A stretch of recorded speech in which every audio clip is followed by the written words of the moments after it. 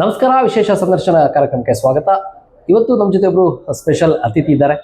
ಕುಗ್ರಾಮದಲ್ಲಿ ಹುಟ್ಟಿ ಮೈಸೂರಿನಂತಹ ಮಹಾನಗರದಲ್ಲಿ ಬಂದು ವಿಜಯಮಾಲೆಯನ್ನು ಧರಿಸ್ಕೊಂಡು ಇವತ್ತು ಜನರಿಗೆ ಪರಿಚಿತರಾಗಿ ಜನರ ಬಂಧುವಾಗಿ ಇವತ್ತು ನಮ್ಮ ಮುಂದೆ ಇರುವಂಥವರು ಅವರೇ ಮೈಸೂರಿನ ವಿಜಯನಗರದ ಮಂಜು ಅವರು. ಮಂಜು ಅವರು ಜಟ್ಟಿಹುಂಡಿ ಗ್ರಾಮದಲ್ಲಿ ಬೆಳೆದದ್ದು, ಓದಿದ್ದು, ಈಗ ಮೈಸೂರಿನ ವಿಜಯನಗರದಲ್ಲಿ ಜನಾನುರಾಗಿಯಾಗಿ, ಬಾಂಧವರಾಗಿ, ಇಲ್ಲಿಯ ಪ್ರಮುಖ ರಾಜಕಾರಣಿಯಾಗಿ, ಪ್ರಮುಖ ರಾಜಕೀಯ ಪಕ್ಷದಲ್ಲಿ ಗುರುತಿಸ್ಕೊಂಡು ಎಲ್ಲರ ಜೊತೆ ಸಾಕ್ತಾ ಅವರ ನೋವು ನಲಿವಿಗೆ ದನಿಯಾಗ್ತಾ ಇದ್ದಾರೆ. ಸೊ ಅವರು ಇವತ್ತು ನಮ್ಮ ಜೊತೆ ಇದ್ದಾರೆ. ಬನ್ನಿ ಮಂಜು ಅವ್ರ ಜೊತೆ ಒಂದಷ್ಟು ಮಾತಾಡೋಣ. ಅವರ ರಾಜಕೀಯ ಪ್ರವೇಶ ಜೊತೆಗೆ ಸಾಮಾಜಿಕ ಕಾರ್ಯಗಳು, ಇದೆಲ್ಲದರ ಬಗ್ಗೆ ಇವತ್ತು ಮಾತಾಡೋಣ.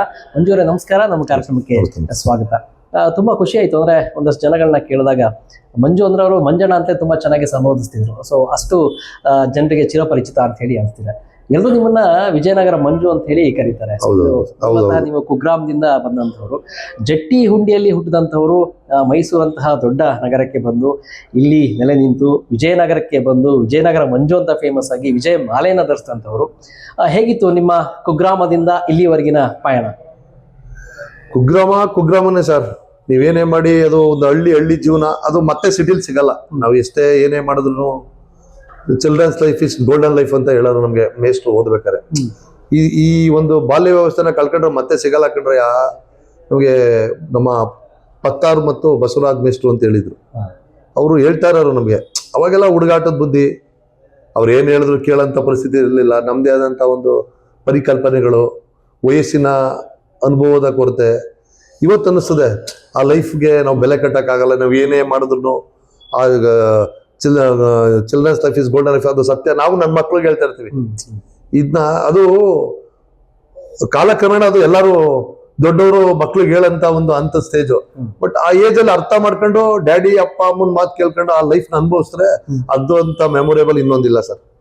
ಅದು ವಿಚಾರವಾಗಿ ಏನ್ ಮಾತಾಡಿಲ್ಲ. ಊರಲ್ಲಿ ನಮ್ಮ ಒಡನಾಟಗಳು, ಸ್ಕೂಲಲ್ಲಿ ಓಡಾಡ್ತಿದ್ದು, ಕೆರೆಯಲ್ಲಿ ಆಟ ಆಡ್ತಿದ್ದು, ಅವೆಲ್ಲ ನಾವು ಎಷ್ಟು ನಮ್ಮ ಲೈಫ್ ಎಲ್ಲಿವರೆಗೂ ಇರುತ್ತೆ ಅಲ್ಲಿವರೆಗೂ ಮರೆಯೋಕ್ಕಾಗಲ್ಲ ಸರ್. ವಿಜಯನಗರ ನನಗೆ ಒಂದು ನೆಲೆ ಕೊಟ್ಟಂತ ಕ್ಷೇತ್ರ.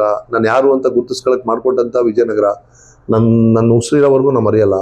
ಜೊತೆಗೆ ನಮ್ಮ ರಾಜಕೀಯವಾಗಿ ನಾವೇನೇ ಮಾಡಿದ್ರು ನಮ್ಮ ಶಾಸಕರು ಜಿ ಟಿ ದೇವೇಗೌಡರು, ಹರೀಶ್ ಗೌಡರು, ಕುಮಾರಣ್ಣವರು, JDS ಪಕ್ಷದಲ್ಲಿ ನಾವು ಹೆಚ್ಚು ಕಡಿಮೆ, ನಂಗೆ ತುಂಬ ಚಿಕ್ಕ ಏಜು, 2008-7 ಕುಮಾರಸ್ವಾಮಿ ಅವರು ಮುಖ್ಯಮಂತ್ರಿ ಆಗ ಅವ್ರನ್ನ ಭೇಟಿ ಮಾಡಬೇಕು, ಹೋಗ್ಬೇಕು, ಜಿ ಟಿ ದೇವೇಗೌಡರ ಜೊತೆ, ಹರೀಶ್ ಗೌಡ್ರ ಜೊತೆ ಅನ್ನೋದು ಒಂದು ಹಂಬಲ ಇತ್ತು. ಎಲ್ಲನೂ ಆಗ್ಲೂ ಕರೆಸಿದೆ. ನಾನು ಕುಮಾರಣ್ಣ ಮುಖ್ಯಮಂತ್ರಿ ಆದಾಗಲೇ ಆ ಏಜಲ್ಲೇ ನಾನು ನನ್ನ ಮನೆಗೆ ಕರೆಸಿದ್ದೆ ಸರ್. ಅವ್ ಬರ್ತಾರ ಈ ಹುಡುಗ ಕರೆಸ್ತಾನ ಅನ್ನೋರಿದ್ರು. ಒಂದು ಆಸೆ ಅದು.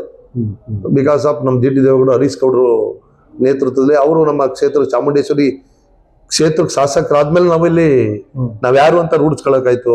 ಇಲ್ಲಿನ ಜನಗಳು ಏನೇ ಕಷ್ಟ ಸುಖಗಳಿದ್ರು ನಮ್ಮ ಹತ್ರ ಬರ್ತಾರೆ. ಇಲ್ಲಿ ಬರ್ತಾರೆ ಸರ್. ನನಗೆ ಹೈಟೆಕ್ ಗ್ರಾಮ ಪಂಚಾಯತಿ ಸದಸ್ಯ ಅಂತಾನೆ ಒಂದು ಬಿರುದು ಕೊಟ್ಟಿದ್ರು. ಯಾರು ಆಂದೋಲನ ಪೇಪರ್ ರಾಜಶೇಖರ್ ಕೋಟಿಯವರು, ಮೈಸೂರು ಮಿತ್ರ ಗಣಪತಿ ಅವರು ಒಂದು ಆರ್ಟಿಕಲ್ಲೇ ಬರೆದಿದ್ದಾರೆ, ಒಂದು ಹಾಫ್ ಪೇಜ್. ನನಗೆ ಗೊತ್ತಿಲ್ಲ.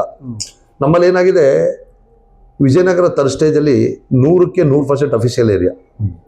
ಎಲ್ಲ educated lecturers, professors, police department ಇದ್ದ ಡಾಕ್ಟರ್ಸ್ ತುಂಬಾ ಇದ್ದಾರೆ. ನಮ್ದು ವಿಜಯನಗರ ಒಂಥರ ಪುಣ್ಯ ಕ್ಷೇತ್ರ ಸರ್. ಇಂಥವ್ರು ಇಲ್ಲ ಅಂತ ಯಾರು ಇಲ್ಲ ಸರ್. ಎಲ್ಲ ಬಡವರಿಂದ ಹಿಡಿದು ಶ್ರೀಮಂತರಿಗೂ ತುಂಬಾ ಇದ್ದಾರೆ, ಕಾಂಟ್ರಾಕ್ಟರ್ಗಳಿದ್ದಾರೆ. ನಮ್ದು ಒಂಥರ ಇದಕ್ಕೆ ನಮ್ಮ ಒಂದು ಕ್ಲಾಕ್ ಟವರ್ ಮಾಡಿದ್ದಾರೆ ನಮ್ಮ ಶಾಸಕರು ತುಂಬಾ ಚೆನ್ನಾಗಿ. ಅದಕ್ಕೆ ಸಂಗಮ ಸರ್ಕಲ್ ಅಂತ ಹೇಳ್ತಾರೆ.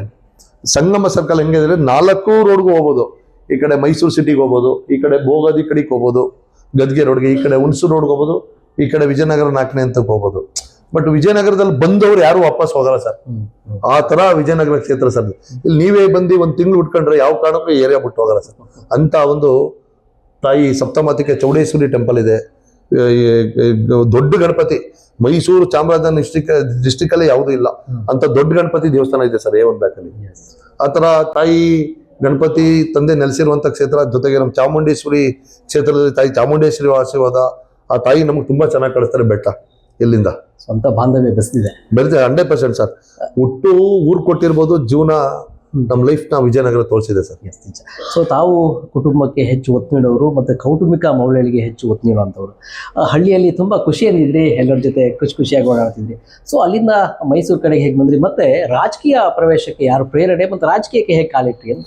ಸರ್ ರಾಜಕೀಯ ನಾವು ಸ್ಕೂಲ್ ಡೇಸ್ಗಳಲ್ಲೇ ನಾನು ಸ್ಕೂಲ್ನ ಲೀಡರ್ ಮಾಡಿದ್ರು ಅಲ್ಲಿ ಸ್ಕೂಲ್ನ ಒಬ್ಬ ಅಲ್ಲೂ ಅವಾಗ ಏನಂದ್ರೆ ಸ್ಕೂಲಲ್ಲಿ ನಿಮ್ಗೆ ಗೊತ್ತಿರಬೇಕು, ಅವಾಗ್ಲೂ ನಮ್ಮ ಹೆಡ್ ಮೇಡಮ್ ಇದ್ರು, ಮುಕ್ತಾ ಮೇಡಮ್ ಅಂತ ಹೈಸ್ಕೂಲ್ ಅಲ್ಲೂ ಇಲ್ಲ ಏನೋ ಮುಖ್ಯಮಂತ್ರಿ, ಉಪಮುಖ್ಯಮಂತ್ರಿ, ಆರೋಗ್ಯ ಸಚಿವ ಅಂತ ಅವಾಗ್ಲೇ ಮಾಡಿದ್ರು ನಮ್ಗೆ. ಅವಾಗ್ಲೇನೆ ನಮ್ಗೆ ಕೆಲವು ನಂದ್ರೆ ಏನು ಅಂತ ತಿಳ್ಕೊಳ್ಳೋ ಸ್ಟೇಜ್ ಅಲ್ಲಿ ಅವೆಲ್ಲ ಗೊತ್ತಾಯ್ತಿತ್ತು. ಓ ಇದೇನಾ, ಅವರು ಆಗೋರೆ ನಾವು ಆಗಿದೀವಿ ಸ್ಕೂಲಲ್ಲಿ ಅಂತ ಹೇಳ್ಕ ಓಡಾಡುವ ಸರ್. ಆಮೇಲೆ ಅಲ್ಲಿ ಗಿಡ ನೆಡೋಂಥದ್ದು, ಈಗ ಜೂನ್ ಬರ್ತಂದ್ರೆ ಪರಿಸರ ದಿನಾಚರಣೆ ಬರುತ್ತೆ, ಗಿಡ ನೆಡೋದು, ಅಲ್ಲಿ ಯಾರು ಹಾಸ್ಪಿಟ್ಲ್ಗಳಲ್ಲಿ ಬಸ್ ಸ್ಟ್ಯಾಂಡ್ ಅಲ್ಲಿ ಕೂತಿದ್ರೆ ಅಜ್ಜಿದಿರು ತಾತಿನ ಮಾತಾಡ್ಸ್ಕೊಂಡು ಗೀತೆಗಳು ಕೇಳೋದು ಇವೆಲ್ಲ ಮಾಡ್ತಾರೆ. ಅದಾದ ನಂತರ ನಾವು ಜಾಸ್ತಿ ಊರಲ್ಲಿ ಜಾಸ್ತಿ ಇರ್ತಿತ್ತಿಲ್ಲ. ನಮ್ಮ ತಾಯಿಗೆ ನಾನು ಒಬ್ಬನೇ ಮಗ, ಅಣ್ಣ ಇಲ್ಲ ತಮ್ಮ ಇಲ್ಲ, ನಮ್ದು ದೊಡ್ಡ ಕುಟುಂಬ. ಬಟ್ ನನ್ನ ಬಗ್ಗೆ ತುಂಬಾ ಟೇಕ್ ಕೇರ್ ಅವರು. ನಾನು ಅಲ್ಲಿದ್ರೆ ಗಲಾಟೆ ಮಾಡ್ಕೊಳ್ತೇನೆ, ಕೆರೆಗೆ ಹೋಗ್ತೇನೆ ಅಂದ್ಬಿಟ್ಟು ನಮ್ಮನ್ನ ಪಡವಳ್ಳಿ ಕಳ್ಸಾರ ಸರ್, ನಮ್ಮ ದೊಡ್ಡಮ್ಮನ ಮನೆಗೆ. ನಾವು ಅಲ್ಲೇ ಬೆಳೆದಿದ್ದು ಸರ್ ಜಾಸ್ತಿ. ಈ ರಜಾ ಬಂತು ಅಂದ ತಕ್ಷಣ ಬಸ್ ಹತ್ತಿರ ಪಾಸ್ ಇರೋದು ಬಂದ್ಬಿಡೋರು ಸರ್ ಇಲ್ಲಿಗೆ. ಇದು ಪಡವಳ್ಳಿ ವಿನಾಯಕ ನಗರದಿಂದ ಜೀವನ. ನಮ್ಮ ದೊಡ್ಡಮ್ಮನ ಮನೇಲಿ ಇರುವೆ, ನಮ್ಮ ದೊಡ್ಡಮ್ಮನ ಮಕ್ಳದ್ದೆಲ್ಲ ಮೇಲ್ಗಡೆ ಕಾಂಪ್ಲೆಕ್ಸ್ ಮಳಿಗೆಗಳಿದೆ, ಅಲ್ಲಿ ಬಂದು ಆಟ ಆಡುವ ಸರ್. ಮರಳು ಜಲ್ಲಿ ಸಪ್ಲೈ ಮಾಡ್ತಿದ್ರು, ಲಾರಿಗಳಲ್ಲಿ ಓಡಾಡು. ಇದು ಮೈಸೂರಿಗೆ ಬರಕ್ ಒಂದು ಎಂಟ್ರಿ ಆಯ್ತು ಸರ್. ಬಂದು ವಿಜಯನಗರದಲ್ಲೇ ಇರೋದ್ರಿಂದ ನಾನು ಒಂದು ರೂಮ್ ಮಾಡ್ಕೊಂಡು ಇಲ್ಲಿದ್ದೆ ಸರ್. ಇಲ್ಲಿ ಬಂದಂತ ಕಾಲದಲ್ಲಿ ಏನ್ ಮಾಡ್ಬೇಕು ಅಂದ್ರೆ ಸಾರ್ವಜನಿಕವಾಗಿ ತುಂಬಾ ಸೀನಿಯರ್ಗಳು ನಂಗೆ ಒಡನಾಟ ಇದ್ದಾರೆ. ನಾನು ಅವ್ರ ಮೊಮ್ಮಗ ಮಕ್ಕಳು ಸಮಾನ ಇದ್ರು, ನನ್ನ ಬಗ್ಗೆ ತುಂಬಾ ರೆಸ್ಪೆಕ್ಟ್ ಗೌರವ. ಅವಾಗ್ಲೇ ಏನು ಅಣ್ಣ ಏನಾಗಬೇಕು ಅನ್ನುವೆ, MLA ಅವ್ರ ಹತ್ರಕ್ಕೆ ಹೋಗುವೆ, ಅಣ್ಣ ಹಿಂಗೆ ಲೈಟ್ ಬತ್ತಲ್ಲವಂತೆ ಅದ್ ಬತ್ತಲ್ಲಂತೆ. ಇದು ಜನಗಳೇ ನನ್ನ ಪರಿಚಯ ಮಾಡ್ಕೊಟ್ರು ಹೊರತು ನಾವು ಮಾಡೋ ಕೆಲ್ಸದ ಮೇಲೆ ನಂಬಿಕೆ ಇದ್ರೆ ಸರ್, ನಾವು ಒಳ್ಳೆತನ ಮಾಡಿದ್ರೆ ಏನಾದ್ರು ಒಳ್ಳೇದಾಗತ್ತೆ ಅಂತ ಸತ್ಯ ಸರ್ ಅದು. ನಿಜನೇ. ನೀವು ಶಾಲಾ ದಿನಗಳಲ್ಲೇ ಮಂತ್ರಿ ಮಂಡಲ ನೋಡಿದವರು, ಮಂತ್ರಿ ಗಿರಿಯನ್ನ ಅನುಭವಿಸ್ತಂತವ್ರು ಶಾಲಾ ಮಟ್ಟದಲ್ಲಿ. ಹೌದು. ಸೊ ಅಲ್ಲಿಂದ ಗ್ರಾಮ ಪಂಚಾಯತಿಗೆ ಬರಬೇಕು, ಸೊ ಇಂಥ ಪರ್ಸನ್ಸ್ ಇದ್ದಾರೆ ಇಲ್ಲಿ, ಸೊ ಇಂಥ ಮಂತ್ರಿಗಳಿದ್ದಾರೆ ಅಂತ ಹೇಳಿ ಯಾವ ವ್ಯಕ್ತಿ ತಮ್ಮ ಮೇಲೆ ತುಂಬಾ ಪ್ರಭಾವ ಬೀರಿದ್ರು ಈ ರಾಜಕೀಯ ಕ್ಷೇತ್ರದಲ್ಲಿ? ಸರ್ ರಾಜಕೀಯ, ನಾನು ತುಂಬಾ ರಾಜಕೀಯದವ್ರ ಜೊತೆ ಎಲ್ಲ ಓಡಾಡಿದ್ದೀನಿ ಸರ್. ತುಂಬಾ HD ದೇವೇಗೌಡರು ಜೊತೆನೂ ನಾನು ಆಸೆ ಪಡ್ತಿದ್ದೆ. ಸ್ಕೂಲ್ಗೆ ಹೋಗ್ಬೇಕಾದ್ರೆ ಯಾವ್ದಾದ್ರು ಒಂದು ಕಾರ್ ಪಾಸ್ ಆದ್ರೆ ನಮ್ಮನ್ನ ಬ್ಯಾರಿಕೇಡ್ ಹಾಕಿ ನಿಲ್ಸ್ಬಿಡೋರು. ಹುಡುಗರೆಲ್ಲ ಯಾವ ಕಾರಲ್ಲಿ ಯಾರು ಹೋಯ್ತಾರೋ ಗೊತ್ತಿಲ್ಲ, ನಾನ್ ನೋಡ್ದು ಅಂತ ಕಾಲ ಆಯ್ತು. ದೇವ್ರು ನಮ್ಗೆ ಅವ್ರ ಜೊತೆ ಕೂತ್ಕೊಬಂದು ಅವ್ರ ಜೊತೆ ಟೀ ಕುಡ್ದಿರೋಂತ ಶಕ್ತಿ ಕೊಟ್ಟಿದ್ದಾನೆ ಸರ್.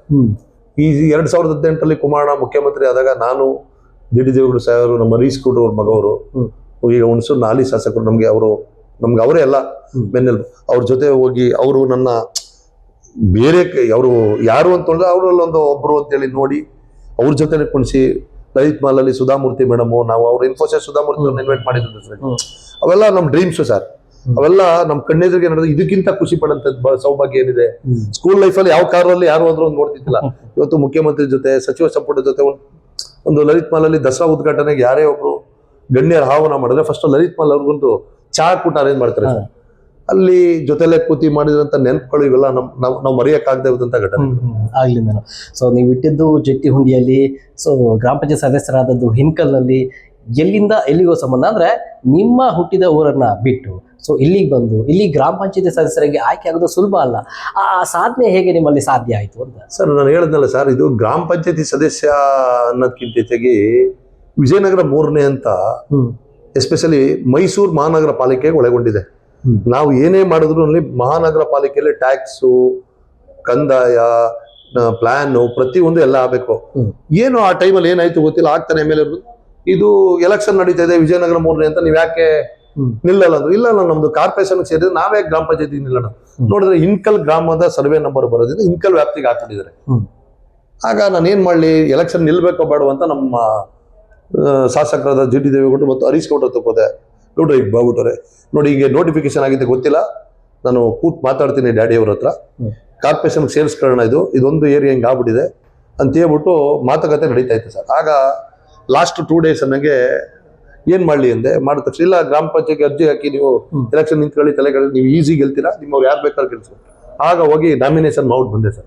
ನಾಮಿನೇಷನ್ ಮಾಡ್ಬಿಟ್ಟು ಬಂದಾಗ ನಾನು ಇಲ್ಲಿ ಯಾರಿಗೂ ಅವತ್ತು ಏನು ಯಾರು ಏನಾರು ಹೇಳಿ ಏನಾರು ಮಾಡ್ಲಿ, ನನ್ನ ಲೈಫಲ್ಲಿ ನಾನು ಯಾವುದೇ ₹1 ಕೊಟ್ಟಿಲ್ಲ ಸರ್ ಯಾರಿಗೂ. ನನಗೆ ಇಲ್ಲಿ ವಿಜಯನಗರದ ಸರ್ ಹಿಂಗೆ ಎಲೆಕ್ಷನ್ ಬಂದ್ಬಿಟ್ಟಿದೆ ಗ್ರಾಮ ಪಂಚಾಯತ್. ಹೌದಾ ನೀವು ನಿಂತಿದ್ದೀರಲ್ವಾ, ತುಂಬಾ ಒಳ್ಳೇದು. ಅವರೇ ಫೋನ್ ಮಾಡಿ ಮಂಜು ಓಟ್ ಹಾಕಿ, ಒಂದು ನನಗೆ ಮೊದಲನೇದಾಗಿ ತೆಂಗಿನಕಾಯಿ ಗುರುತು ಸಿಕ್ತು ಸರ್ ಗ್ರಾಮ ಪಂಚಾಯತಿಯಲ್ಲಿ, ಕ್ರಮ ಸಂಖ್ಯೆ 5. ಅದರಲ್ಲಿ ನಿಂತೆ ಎಲೆಕ್ಷನ್ ಮಾಡಕ್ಕೆ ಎಲ್ಲ ದುಡ್ಡು ಬೇಕು, ಅದ್ ಬೇಕು. ನಾನು ₹10 ಖರ್ಚು ಮಾಡಿಲ್ಲ ಸರ್. ನಾನ್ ಮನೆಗೆ ಹೋದ್ರೆ ಅವರೇ ದುಡ್ಡು ಕೊಡಕ್ ಬರೋರು. ನಾವು ಮಾಡಿರೋಂಥ ಕೆಲಸಗಳು, ಮಂಜು ಎಲೆಕ್ಷನ್ ನಿಂತವ್ರೆ ಅಂದ್ರೆ ಲೈಟು ಏನ್ ಕೇಳ್ಬೋದು ಸರ್ ನಮ್ಗೆ ಜನ. ಅಟ್ಲೀಸ್ಟ್ ನನ್ನ ಭಾವನೆಯಲ್ಲಿ ನಿಮ್ಮ ಒಂದು ಅನುಭವದಲ್ಲಿ ಜನ ನಮ್ಮಿಂದ ಏನ್ ಎಕ್ಸ್ಪೆಕ್ಟ್ ಮಾಡ್ಬೋದು? ಅವ್ರು ನಮ್ಮನೆ ಆಸ್ತಿ ಕೇಳಲ್ಲ, ನಮ್ ದುಡ್ಡು ಕೇಳಲ್ಲ. ಮಂಜು ಅವರೇ, ನೀರ್ ಬರ್ತಾ ಇಲ್ಲ, ಕರೆಂಟ್ ಬರ್ತಾ ಇಲ್ಲ, UGD ಪ್ರಾಬ್ಲಮ್ ಆಗಿದೆ, ಇಷ್ಟು ಮಾತ್ರ ಕೇಳಬಹುದು ಸರ್. ಅದನ್ನ ನಾವೇನ್ ನಮ್ ಕೈಯಿಂದ ಕೊಡಲ್ವಲ್ಲ, ಸರ್ಕಾರದಿಂದ ಬರೋ ಸೌಲಭ್ಯನ ನೀಟಾಗಿ ಅವ್ರಿಗೆ ಮಾಡ್ಕೊಟ್ರೆ ಅದಕ್ಕಿಂತ ಇನ್ನೇನ್ ಕೇಳ್ತಾರೆ ಜನ. ಅದನ್ನ ಮಾಡ್ಕೊಂಡು ಬಂದಿದೀವಿ, ಅದು ನಮ್ ಕೈ ಹಿಡಿತು ಸರ್. ಅಲ್ಲಿಂದ ಈಗ ನನಗೆ ಒಂದು ಆಶ್ಚರ್ಯ ಅಂದ್ರ, ಇದು ಮಹಾನಗರ ಪಾಲಿಕೆಗೆ ವ್ಯಾಪ್ತಿಗೆ ಒಳಪಡುವಂಥದ್ದು. ತಾವಿದ್ದದ್ದು ಗ್ರಾಮ ಪಂಚಾಯತಿಯಲ್ಲಿ. ಇಷ್ಟಾದರೂ ಕೂಡ ಹೈಟೆಕ್ ಗ್ರಾಮ ಪಂಚಾಯತಿ, ಹೈಟೆಕ್ ಗ್ರಾಮ ಪಂಚಾಯತಿ ಸದಸ್ಯ ಒಂದು ಬಿರುದು ಬಂತು. ಇದು ಹೆಂಗ್ ಸಾಧ್ಯ ಆಯ್ತು ನಿಮಗೆ ಬಿರುದು ಪಡಿಲಿಕ್ಕೆ? ಸರ್, ನಾನು ವಾಟ್ಸಾಪ್ ಯೂಸ್ ಮಾಡ್ತಾ ಇದ್ದೆ, ಏನೋ ಮಾಡ್ತಾ ಇದ್ದೆ. ಈಗ ಎಲ್ಲರೂ ಫೋನ್ ಮಾಡಿ ಹೇಳೋದನ್ನ ವಿಜಯನಗರ 3ನೇ ಅಂತ ನಿವಾಸಿಗಳದ ಟೀಮ್ ವಿಜಯನಗರ ಅಂತ ಹೇಳಿ ಗ್ರೂಪ್ ಕ್ರಿಯೇಟ್ ಮಾಡಿದೆ ಒಂದು ವಾಟ್ಸಾಪ್ ಅಲ್ಲಿ. ಇಲ್ಲಿರಂತ ರೆಸಿಡೆನ್ಸ್ ನ ಅದಕ್ಕೆ ಆಡ್ ಮಾಡಿದೆ. ಏನೋ ಒಂದು ಈಗ ಎಲ್ಲರೂ ಫೋನ್ ಮಾಡಕ್ಕಾಗಲ್ಲ, ತಿಳ್ಸಕ್ಕಾಗಲ್ಲ, ಅದನ್ನ ಹೋಗಿ ನೋಡೋ ಗ್ರೂಪ್ ಅಲ್ಲಿ ಯಾವ್ದಾದ್ರು ಕಂಪ್ಲೇಂಟ್ ಬಂದ್ರೆ ಅಲ್ಲಿ ನಮ್ಮ MLA ಅವರು ಇದ್ರು, MLA ಅವ್ರ PA ಇದ್ರು, ನಮ್ಮ ಈಗಿನ ಹುಣಸೂರು ಶಾಸಕರು MLA ಅವರು ಗ್ರೂಪ್ ಅಲ್ಲಿ ಇದ್ರು, ಸಂಬಂಧಪಟ್ಟ ಅಧಿಕಾರಿಗಳು ಗ್ರೂಪ್ ಅಲ್ಲಿ ಇದ್ರು. ಈಗ ಏನಾಗುತ್ತೆ, ಅಲ್ಲಿ ಯಾವುದೋ ಒಂದು ಕಂಪ್ಲೇಂಟ್, ಅಲ್ಲಿ ಯಾವುದೋ ಒಂದು ಮರ ಬಿದ್ದೋಗಿದೆ ಅಂತ ಬಂದ ತಕ್ಷಣ ಅವ್ರ ಮನೆ ನಂಬರ್, ಡೋರ್ ನಂಬರ್, ಅವ್ರ ನಂಬರ್ ಇರೋದು ನಾನು ಸೇವ್ ಮಾಡಿರ್ತಿದ್ದಿಲ್ಲ. ಅದನ್ನ ಅಧಿಕಾರಿಗಳು ನೋಡ್ಬಿಟ್ಟು ಫೋನ್ ಮಾಡಿ ಈಗ ಆಗಿದೆ ಅಂದ್ರೆ ಸ್ಪಾಟ್ ಹೋಗ್ಬೋದು ಸರ್. ಅದು ಇಲ್ಲೇ ಮಟ್ಟದಲ್ಲಿ ಕ್ಲಿಯರ್ ಆಗೋದು ಓಕೆ, ಇಲ್ಲ ಅಂದ್ರೆ ನಾವು ನೆಕ್ಸ್ಟ್ MLA ಅವ್ರಿಗೆ ಹೋಗೋದು, ಹಣ ಹಿಂಗ್ ಬಂದಿದ್ದು, ಅವ್ರು ಇಮಿಡಿಯೇಟ್ಲಿ ಸಂಬಂಧಪಟ್ಟವ್ರಿಗೆ ಹೇಳೋದು, ಕೆಲಸ ಆಗೋದು ಅಷ್ಟೇ. ಮುಗಿದ ತಕ್ಷಣ ಅದು ಆಗಿದೆ ಅಂತ ಅಪ್ಲೋಡ್ ಮಾಡೋದು ಸರ್. ಅದರಲ್ಲಿ ಒಂದು ಮೈಸೂರು ಮಿತ್ರದವರು, ರಾಜಶೇಖರ್ ಕುಟ್ಟಿಯವರು, ಅಂದ್ರೆ ಇವ್ರನ್ನೆಲ್ಲ ಆಡ್ ಮಾಡಿದ್ದಾರೆ. ಅವರು ಒಂದು ದಿನದ ಮಟ್ಟಕ್ಕೆ ನೋಡಿಲ್ಲ, 4-5 ವರ್ಷ ನೋಡಿದ್ದಾರೆ ಸರ್. ಈ ತರ ಮಾಡ್ತಾರ ಕೆಲಸಗಳು. ಮೈಸೂರಿನಲ್ಲಿ ಹೈಟೆಕ್ ಗ್ರಾಮ ಪಂಚಾಯತ್, ನಾನು ಇದೇ ಸಾಟರ್ಡೆ ಮಲಗಿದ್ದೆ, ಬೆಳಿಗ್ಗೆ ಹೊತ್ತಿಗೆ ತುಂಬಾ ಫೋನ್ಸ್ ಬಂದಿದೆ, ವಾಟ್ಸ್ಆಪ್ ಬಂದಿದೆ, ನೋಡಿದ್ವಿ ಮೈಸೂರಿನ ಹೈಟೆಕ್ ಗ್ರಾಮ ಪಂಚಾಯತಿ ಸದಸ್ಯ ಅಂತ ಹೇಳಿ ಮಾಡಿದ್ರು ಸರ್. ಅದಿಲ್ಲೋ ಇಲ್ಲೇ ಇದೆ, ನಾನೇ ಇಟ್ಟಿದ್ದೀನಿ. ಆ ತರ ಎಲ್ಲ ಮಾಡಿ ಜನಕ್ಕೆ ಅನುಕೂಲ ಆಗ್ಬೇಕಲ್ಲ ಸರ್. ನಮ್ಮಲ್ಲಿ ಫೋನ್ ಮಾಡಿ ಹೇಳಿ ಮಾಡೋದ್ಕಿಂತ ಒಂದು ವಾಟ್ಸ್ಆಪ್ ಅಲ್ಲಿ ಮೆಸೇಜ್ ಬಂದ ತಕ್ಷಣ ಅಟೆಂಡ್ ಮಾಡ್ತೀವಿ, ನಾವು ಫೋನ್ ಕೇಳ್ತೀವಿ. ಟಿಲ್ ಟುಡೇ ಇವತ್ತು ಅದೇ ಮಾಡ್ತಾ ಇದೀವಿ ಸರ್. ಇವತ್ತಿಗೂ ಬೆಳಿಗ್ಗೆ ಮರ ಬಿದ್ದೋಗಿದೆ ಅಂತ ಬಂದಿದೆ, ಇವತ್ತಿಗೂ ಮರ ಬಿದ್ದೋಗಿದೆ ಅಂತ ನೋಡಿ, ಬಂದ ತಕ್ಷಣ ಮರ ಬಿದ್ದೋಗಿದೆ ಅಂತ ಬಂದಿದೆ. ಈಗ ಫೋನ್ ಮಾಡಿ ಹೇಳ್ತೀನಿ, ಯಾವುದು ಇವತ್ತು ಬೆಳಿಗ್ಗೆ ಬಂದಿದೆ, ನಾನು ಮಳೆ ಬರ್ತಾ ಇದೆಯಲ್ಲ, ತುಂಬಾ ದಿನ ಮಳೆ ಓದಿತ್ತಿಲ್ಲ, ತಂತ್ರಜ್ಞಾನ ಬಳಸ್ಕೊಂಡಿದ್ದೀನಿ, ಬಂದಿದೆ ಸರ್. ಈಗ ನೋಡಿ ಸರ್, ಇಲ್ಲೇ ಬಂದಿದೆ ನನಗೆ, ಇವತ್ತು ನೋಡಿ ಬಂದಿದೆ. ಉಮೇಶ್ ಅಣ್ಣ ಅಂತ ಹೇಳಿ ಹಾಕಿದ್ರೆ, ಮಂಜಣ್ಣ ನೆನೆ ರಾತ್ರಿ ಬಿದ್ದ ಮಳೆಗೆ ನಮ್ಮ ಮನೆ ಮುಂದಿನ ಮರ ರಾಜಕಲೆ ಒಳಗೆ ಬಿದ್ದಿದೆ, ಸಂಬಂಧಪಟ್ಟದವರು ತಿಳಿಸಿ ಮರವನ್ನು ತೆಗೆಸಿಕೊಡಿ. ನಾನು ರೀಪ್ಲೈ ಮಾಡಿದ್ದೆ ಸರ್, ಓಕೆ ಅಣ್ಣ ಅಟೆಂಡ್ ಮಾಡಿಸ್ತಾ ಇದೀನಿ ಅಂತ ಹಾಕಿದೀನಿ. ಇದು ಇವತ್ತೊಂದು ಈ ತರ ಸಾವಿರಾರು ಗಟ್ಟಲೆ ಬರುತ್ತೆ ಸರ್. ಈ ತರ ಅಂತಲ್ಲ, ಒಂದು ಸ್ಕೂಲ್ ಮಕ್ಕಳು, ಈಗ ನಮಗೆ MLA ಅವರಿಂದ ಗೌರ್ಮೆಂಟ್ ಅಲ್ಲಿ ಸವಲತ್ತು ಸಿಗೋದು ಏನಿದೆ ಅದನ್ನ ಫೋಟೋ ಹೊಡಿ ಗ್ರೂಪ್ ಹಾಕಿದ್ರೆ ಗ್ರೂಪ್ ಅಲ್ಲಿ ಎಲ್ಲಾ ಮನೆಗೂ ಮಾಹಿತಿ ಹೋಗುತ್ತೆ ಸರ್. ಎಸ್, ಹಾಗೆ ಈಗ ರಾಜಕೀಯ ಅಂತ ತಕ್ಷಣದಲ್ಲಿ ಸಾಕಷ್ಟು ರಾಜಕೀಯ ಪಕ್ಷಗಳಿದಾವೆ, ಆಯಾ ಪಕ್ಷದಲ್ಲಿ ಅವರೇ ಆದ ಐಕಾನ್ಸ್ ಇದ್ದಾರೆ. ಸೊ ನೀವು JDS ಪಕ್ಷವನ್ನು ಆಯ್ದುಕೊಳ್ಳಿಕ್ಕೆ ಏನ್ ಕಾರಣ? JDS ಪಕ್ಷ ಅಂದ್ರೆ ಸರ್, ನಮ್ಗೆ ಹಾಗಂದು ಇದರಿಂದನೂ ಜನತಾದಳ ಪಕ್ಷದಿಂದ ನಾವು ನೋಡ್ಕೊಂಡ್ ಬಂದಿವಿ, ನಮ್ಮ ಬುದ್ಧಿ ತಿಳಿದಾಗಿಂದ ಜನತಾದಳ ನೋಡ್ಕೊಂಡ್ ಬಂದಿದ್ವಿ ಸರ್. ಅದಾದ ನಂತರ ನಮ್ಮ ಕ್ಷೇತ್ರದ ಕುಮಾರಸ್ವಾಮಿ ಅವರು 2007 ಅಂತ ಕೊಟ್ಟಂತ ಒಂದು ಯೋಜನೆಗಳು, ಇವೆಲ್ಲ ತುಂಬಾ ಇಷ್ಟ ಆಯ್ತು ಸರ್ ನನಗೆ. ಅವಾಗ್ಲಿಂದ ಕುಮಾರಣ್ಣ ಅಂತ ಹೇಳಿ ಬಂತು. ಅದಾದ್ಮೇಲೆ ನಮ್ GT ದೇವೇಗೌಡರು ನಮ್ಗೆ ತುಂಬಾ ಹತ್ರದಲ್ಲಿ ಸಿಗರು, ಅವ್ರ ಮಗವ್ರು ಏನೇ ಇದ್ರು ಎಲ್ಲ ಮಾಡೋರು ಸರ್. ಅಲ್ಲಿಂದ JDS ಪಕ್ಷ ಬಿಟ್ಟು ನಮ್ಗೆ ಎಲ್ಲೂ ಹೋಗಿಲ್ಲ ಸರ್. ಈಗ NDA ಮೈತ್ರಿಕೂಟ ಇದೆ, ಇಬ್ರು ಒಟ್ಟಿಗೆ ಹೋಗ್ತಾ ಇದೀವಿ ಸರ್. ಹೋಗ್ತಾ ಇದ್ದೀರಾ? ಸೊ ಅಂದ್ರೆ ಜಾತ್ಯತೀತ ಜನತಾದಳದಿಂದ ಸಿದ್ಧಾಂತ ತಮ್ಗೆ ಇಷ್ಟ ಆಯ್ತಾ ಹೇಗೆ? ಹೌದು, 100%. ನಾವು ಜಾತ್ಯದಳದಲ್ಲಿ ಇದ್ವಿ. JDS ಅದು ಸಿದ್ಧಾಂತಗಳು, ಒಂದು ರೈತರು ಒಡನಾಡಿ ಪಕ್ಷ.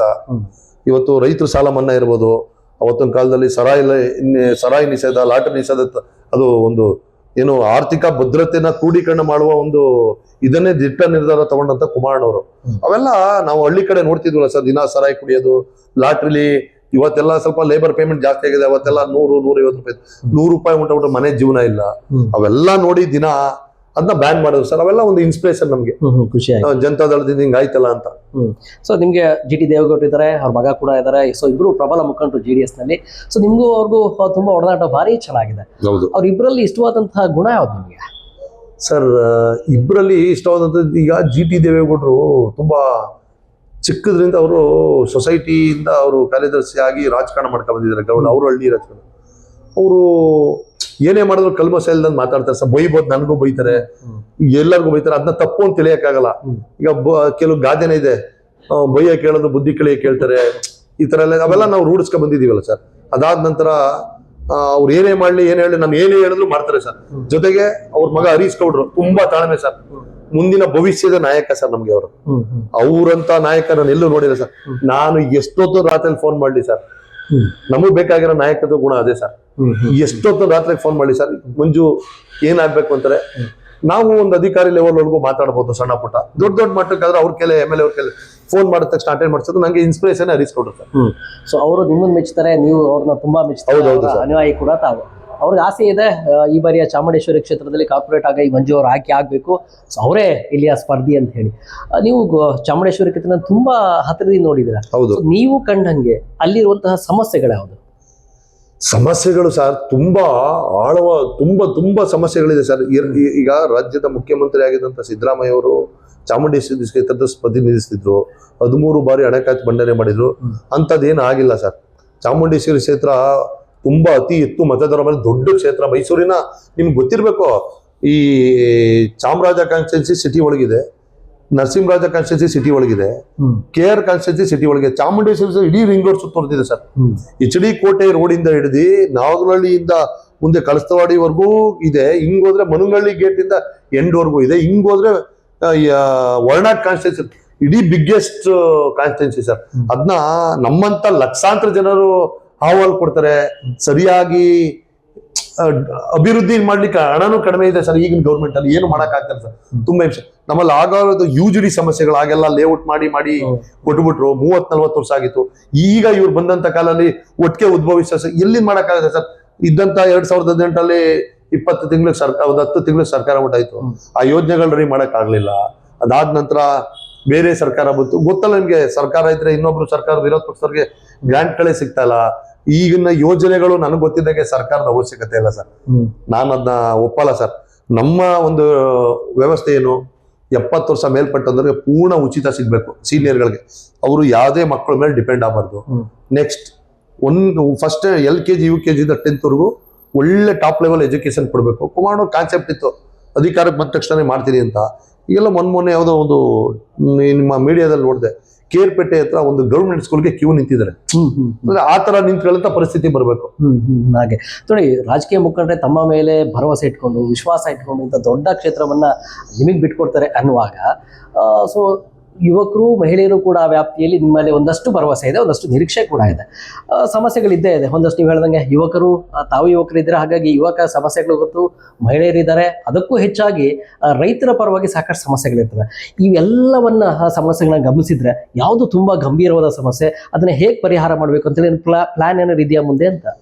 ಸರ್, ಈಗ ಮುಂದಿನ 2028ಕ್ಕೆ 100ಕ್ಕೆ 100% ಸರ್ಕಾರ ಬಂದೇ ಬರುತ್ತೆ. 2 ಸರ್ಕಾರ ನೋಡಿದರೆ, ಈಗ NDA ಮೈತ್ರಿಕೂಟ ಸರ್ಕಾರ ಬರೋದ್ರಲ್ಲಿ ಯಾವುದೇ ಅನುಮಾನ ಇಲ್ಲ. ನಮ್ಮ ಶಾಸಕರು ಮುಂದಿನ ಸಚಿವರಾಗೋದ್ರಲ್ಲಿ ಯಾವುದೇ ಅನುಮಾನ ಇಲ್ಲ ಸರ್. ನಾವು ಅವ್ರ ಮುಖಾಂತರ ಏನು ದೊಡ್ಡ ದೊಡ್ಡ ಸಮಸ್ಯೆ ಅಂತ ಏನಿದೆ ಆದಷ್ಟು ಕ್ಲಿಯರ್ ಮಾಡ್ಕೊ ಬರ್ತಾ ಇದೀವಿ ಸರ್. ಇನ್ನು ಸಮಸ್ಯೆ ಇರೋಂಥವೇನು, ಇದ್ದಂಥ ಜಮೀನುಗಳೆಲ್ಲ ಲೇಔಟ್ ಮಾಡ್ತಾ ಇದ್ದಾರೆ. ರೈತರು ದಿನ ಕ್ಷೀಣಿಸ್ತಾ ಇದ್ದಾರೆ. ಇರೋದೆಲ್ಲ ಲೇಔಟ್ ಮಾಡ್ಕೊ ಹೋಗ್ತಾ ಇದ್ದಾರೆ. ಇನ್ನು ಇದ್ದಂತ ರೈತರುಗಳೆಲ್ಲ ದಿನಕ್ಕೆ ಹೋಗ್ತಾ ಇದ್ರೆ, ಎಲ್ಲ ಮಕ್ಕಳು ಈಸಿ ಸಾಫ್ಟ್ವೇರ್ಗೆ ಹೋಗ್ತಾ ಇದಾರೆ, ಇಂಜಿನಿಯರ್. ಯಾರು ಕಷ್ಟಪಟ್ಟು ದುಡಿಯಂತವ್ರು ಕಡಿಮೆ ಆಗ್ತಾ ಇದ್ದಾರೆ ಸರ್. ಎಲ್ಲ ಎಕ್ವಿಪ್ಮೆಂಟ್ಸ್ ಬಂದಿದೆ, ಎಲ್ಲ ತುಂಬಾ ಕಷ್ಟ ಆಗ್ತಾ ಇದೆ. ನೋಡಿದ್ರಲ್ಲ, 20 ತಿಂಗಳಿಗೆ ಬರೋ ಬೆಳೆ 10 ತಿಂಗಳಿಗೆ ಬರ್ತಾ ಇದೆ. ಇವೆಲ್ಲ ಸಖತ್ ಹಿಂಸೆ. ರೈತರ ಸಮಸ್ಯೆಗಳಿಗಿಂತ ರೈತರು ಜಮೀನ ಇಟ್ಕೋಬೇಕಾಗುತ್ತೆ ಸರ್. ಮುಂದೆ ಈ ಕೋವಿಡ್ ಆಗಂತ ಪರಿಸ್ಥಿತಿ ಮತ್ತೆ ಏನಾದ್ರು ಉದ್ಭವಿಸಿದ್ರೆ, ಯಾವುದೇ ಒಬ್ಬ ಬಿಸ್ನೆಸ್ ಮ್ಯಾನ್ ಅಲ್ಲಿ ಕಂಪ್ಯೂಟರ್ ಅಲ್ಲಿ ಬೆಳೆಯಲಿಕ್ಕೆ ಆಗದೆ ಹೋದಂತ ಒಂದೇ ಒಂದು, ಎಷ್ಟೇ ಸೈನ್ಸ್ ಮುರಿದೋದ್ರು ಅಕ್ಕಿ, ಅನ್ನ ರೈತನೇ ಬೆಳಿಬೇಕು ಸರ್. ಎಸ್, ನಿಜ.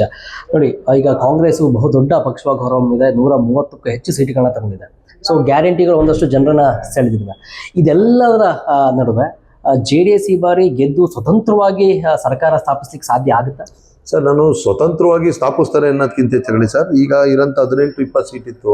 2 ಸೀಟ್ ಇದ್ದಂಥ ಸೀಟು ಲಾಸ್ಟ್ ಟೈಮ್ 40 ಸೀಟು ಬಂತು. ಸ್ವಲ್ಪ ನಮ್ಮಲ್ಲಿ ನೀವು ನೋಡಿರ್ಬೇಕು, ಕಾಂಗ್ರೆಸ್ 130 ಸೀಟ್ ಬಂತು. ಸ್ವಲ್ಪ ಆಂತರಿಕ BJP JDS ಆಂತರಿಕ ಚೂರ್ ಮಿಸ್ಅಂಡರ್ಸ್ಟ್ಯಾಂಡಿಂಗ್ ಆದ ಕಾರಣ ಆ ಥರ ಆಯ್ತು. ನಿಮ್ಗೆ ಗೊತ್ತಿರಬೇಕು, JDS 18ರಿಂದ 19 ಸೀಟು ಬರೀ 2000-3000ದಲ್ಲಿ ಸೋತಿದ್ದಾರೆ. BJP ಅವರು 30-40 ಸೀಟು ತುಂಬಾ ಮಾರ್ಜಿನಲ್. ಮಂಡ್ಯ ಇರ್ಬೋದು 1000 ಓಟು, ಚಾಮರಾಜ ಇರ್ಬೋದು 4000 ಓಟು.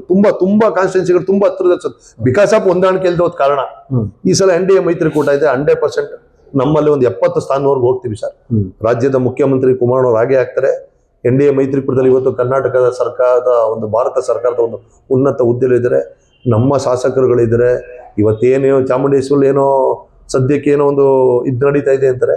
ಮುಂದಿನ ದಿನ ಎಲ್ಲ ವರಿಷ್ಠರು ಕೂತ್ ಸರಿ ಹೋಗುತ್ತೆ ಸರ್. ನೋಡಿ, ನೀವೆಲ್ಲ ನಿಮ್ಮಂಥ ಯುವಕರು ಸಾಕಷ್ಟು ಜನ JDS ನ ಸಿದ್ಧಾಂತ ನೋಡಿ ಆ ಪಕ್ಷವನ್ನು ಒಪ್ಕೊಂಡವರು. ಈಗ ಬಿಜೆಪಿಯ ಸಿದ್ಧಾಂತವೇ ಬೇರೆ. ಈ ಎರಡೂ ಮೈತ್ರಿ ಆದಾಗ ಸಿದ್ಧಾಂತದಲ್ಲಿ ಜಟಾಪಟಿ ಶುರು ಆಗುತ್ತೆ. ಸೊ ಇದರಿಂದ ಎಲ್ಲೋ ಕೆಲವು ಕ್ಷೇತ್ರದಲ್ಲಿ ಸೋತ್ರು ಅಂತೇಳಿ ಮಾತುಗಳು ಬರ್ತದೆ. ಇದು ಸತ್ಯನಾ? ಏನ್ ಸರ್? ಈಗ JDS ಸಿದ್ಧಾಂತನೇ ಬೇರೆ, ಬಿಜೆಪಿ ಸಿದ್ಧಾಂತನೇ ಬೇರೆ. ಎರಡೂ ಮೈತ್ರಿ ಆದಾಗ ಸಿದ್ಧಾಂತದ ನಡುವೆ ಘರ್ಷಣೆ ಆಗಬಹುದು. ಇದರಿಂದಲೇ ಕೆಲವು ಕ್ಷೇತ್ರದಲ್ಲಿ JDS ಇಲ್ಲ ಸರ್. ಈಗ ನಮ್ಮ ದೇಶದ ಒಬ್ಬ ರೈತ, ಅದು ಕರ್ನಾಟಕದಿಂದ ಹೋಗಿ ಮಣ್ಣಿನ ಮಗ ಪ್ರಧಾನಿ ಆಗ್ಯಾರ, ಇಷ್ಟು ಇರೋದು ದೇವೇಗೌಡರು ಒಬ್ರೆ. ಅಂತ ಮಹಾನ್ ನಾಯಕ, ಅವ್ರಿಗಿಂತ ಅನುಭವ ನಮ್ಗಿಲ್ಲ. ಅವರೇ NDA ಮೈತ್ರಿಕೂಟದ ಪ್ರಭಾವ ವ್ಯಕ್ತಿಯಾಗಿ ಅವರೇ ಘೋಷಣೆ ಮಾಡಿದ್ದಾರೆ ಅಂದ್ರೆ 100% ಹೊಂದಾಣಿಕೆ ಇದ್ದೇ ಆಗಿದೆ ಸರ್. ಅದಾದ ನಂತರ ಬರೀ ಕೇವಲ 2 ಸೀಟ್ ಗೆದ್ದಿರುವಂತ ಸಂಸದ ಸ್ಥಾನ ಇದ್ರು ಭಾರತ ಸರ್ಕಾರದ ಒಂದು ಮಂತ್ರಿಮಂಡಲದಲ್ಲಿ ಉನ್ನತ ಸ್ಥಾನ ಕೊಟ್ಟಿದ್ದಾರೆ ಅಂದ್ರೆ ಯಾವ ರೀತಿ ಇದೆ ಅರ್ಥ ಮಾಡ್ಕೊಳ್ಳಿ ಸರ್. ಸಿದ್ಧಾಂತ ಒಪ್ಪೇ ಎಲ್ಲ ಹೊಂದಾಣಿಕೆ ಆಗಿದೆ ಸರ್. ಸೊ ಈಗಲೂ ಕುಮಾರಣ್ಣನ ಮೇಲೆ ರಾಜ್ಯದ ಜನರ ಒಲವಿದೆ ಅಂತೇಳಿ ತಮ್ಗೆ ಅನ್ಸುತ್ತೆ? 100% ಸರ್. ಅವರು ರೈತರಿಗೆ ಮಡಿಯುವ ಹೃದಯ. ಅವರು ನೋಡಿರ್ಬೋದು ನೀವು. ನಾನು ತುಂಬಾ ಜನ ಸಚಿವರನ್ನ ಇವ್ರನ್ನೆಲ್ಲ ನೋಡಿದ್ವಿ.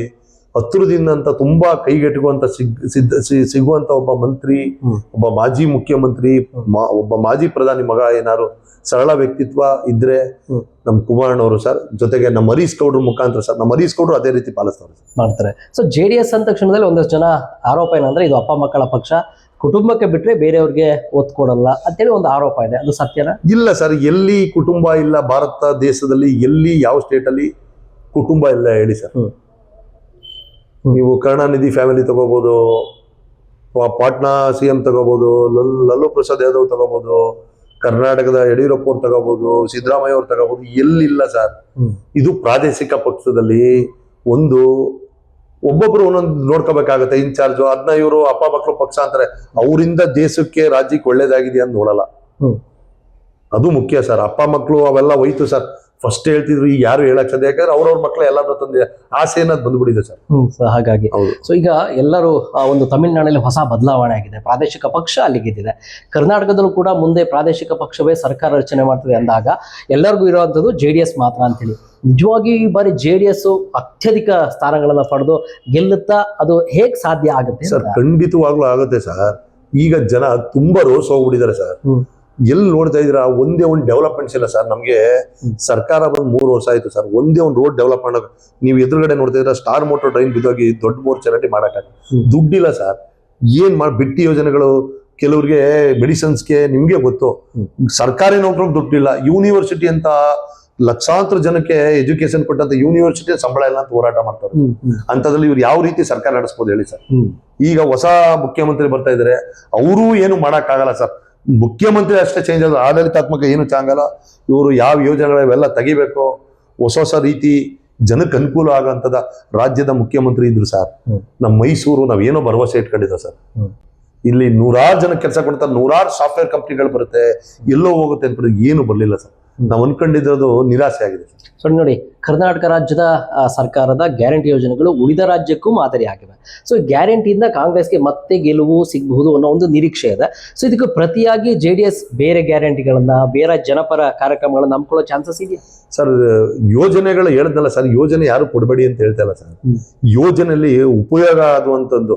ಈಗ ಮನುಷ್ಯ ಏನಂತಾರೆ, BPL ಕಾರ್ಡ್ ಹೊಂದಿರೋರು, ಅಂತ್ಯೋದಯ ಕಾರ್ಡ್ ಹೊಂದಿರೋರು ಕೊಳ್ಳಿ ಸರ್, ಅವರು ಬಡವರು ಅಂತ ನಾವು ಅಕ್ಸೆಪ್ಟ್ ಮಾಡ್ತೀವಿ.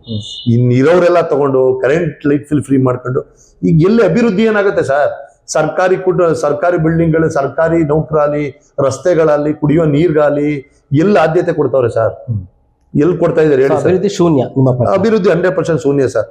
ಎಲ್ಲೋ ಒಂದಷ್ಟು ಕೆಲಸಗಳಾಗ್ತಾ ಇದೆ ಅಂದ್ರೆ ಮೈಸೂರು ಮಹಾನಗರ ಪಾಲಿಕೆ ಒಳಪಟ್ಟಿರೋರು ನಾವು ಕಟ್ಟಂತ ಟ್ಯಾಕ್ಸು.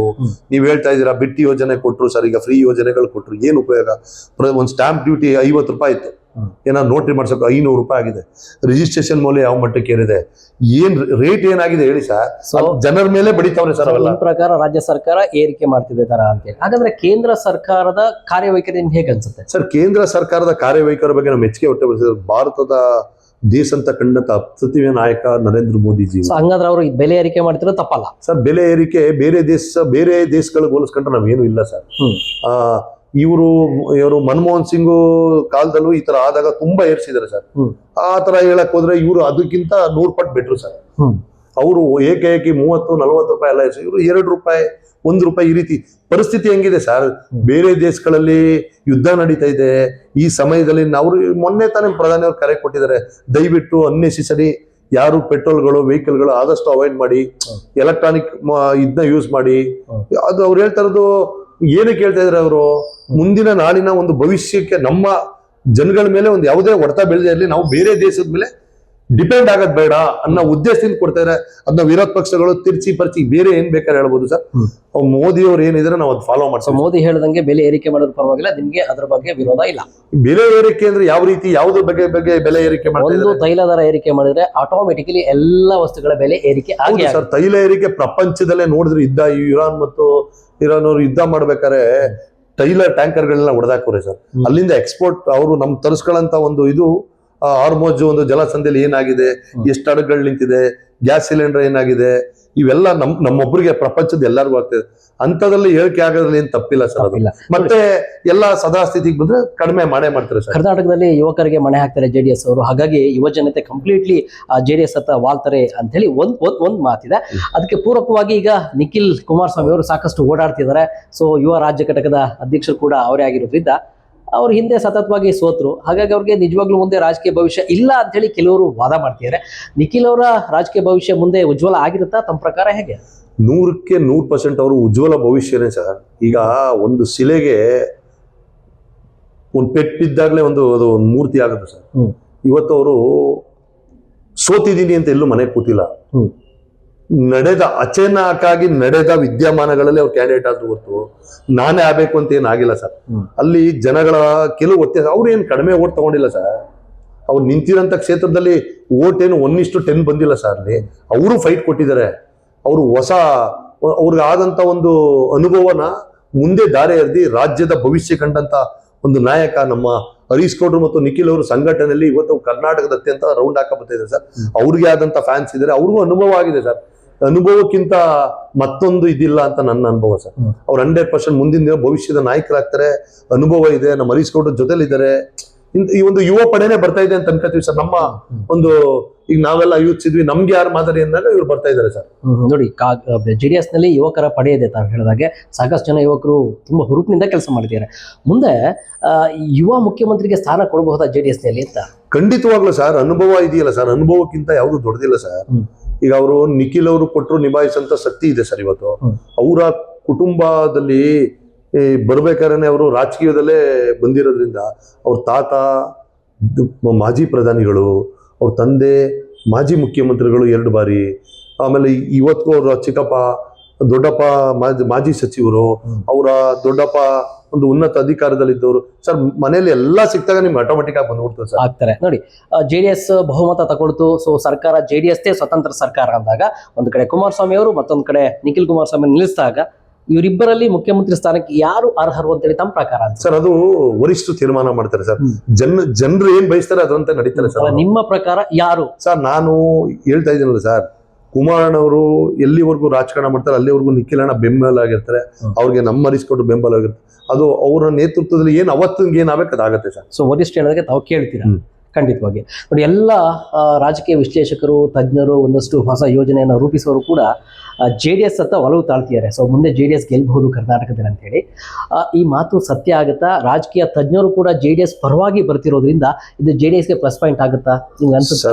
ಸರ್ ಈಗ 2 ಜನ ತುಂಬಾ ರೋಸ್ ಹೋಗಿದ್ದಾರೆ ಸರ್, ಕಾಯ್ತಾ ಇದ್ದಾರೆ. ಇನ್ ಯಾವಾಗ ಚುನಾವಣೆ ಬರ್ಲಿ ಅಂತ ಕಾಯ್ತಾರೆ ಸರ್.